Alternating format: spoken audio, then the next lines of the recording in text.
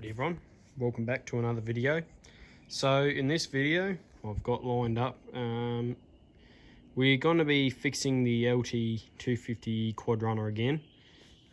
So it's running good after we fitted the fuel pump. It still bucks a bit when it's under constant revs, but that will be a subject for another video. Anyway, today we're going to be fitting a new rectifier and a new battery, because the old rectifier, seat up, oh shit, I can smell it now. That's our rectifier there. It is cooked. It's nearly burnt up on me last time I used the bike, and I'll put a video up now because I got a video of it.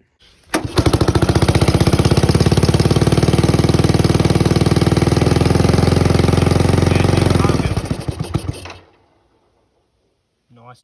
So yeah, it was cooking, to say the least. Yeah, but anyway, we'll chuck a new battery in because the old one is toast. That's probably why the rectifier's buggered in the first place. But yeah, it is imperative that that's working and that is hooked up to a battery, because if you don't know anything about electrical systems on cars or bikes or anything for that matter, with an alternator, you may not know, or may know, that alternators need a rectifier because they produce alternating current.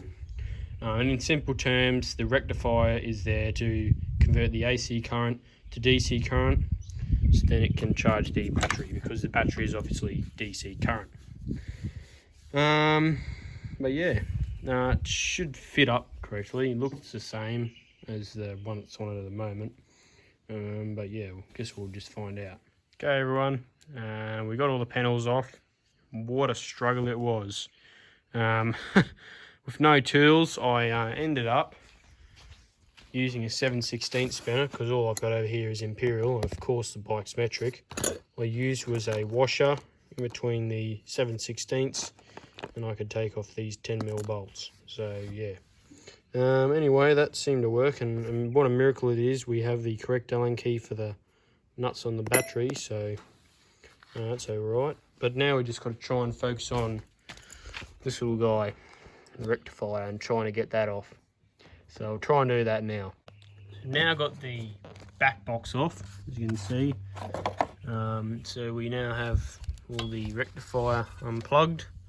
As you can see, it's pretty simple. Now all we need is, by the looks of it, some Phillips head screwdriver to undo those screws to let the rectifier off. Right, we'll take the screws off this rectifier now. Alright, we've now got the rectifier hooked up, and all hooked up in this box here.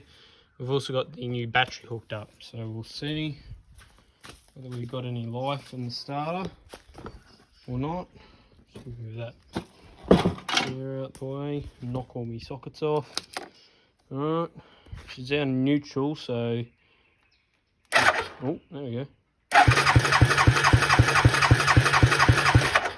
Well, we got life. The fuel's turned off, so it's obviously not going to start, but anyway, that's pretty good. I know that now I can chuck all the pedals back on. Alrighty, so now I've got the pedals back on. It seems to be going good, and we'll test how much charge we've got with the multimeter here. Probably not the most accurate, so give us an alright reading, I guess.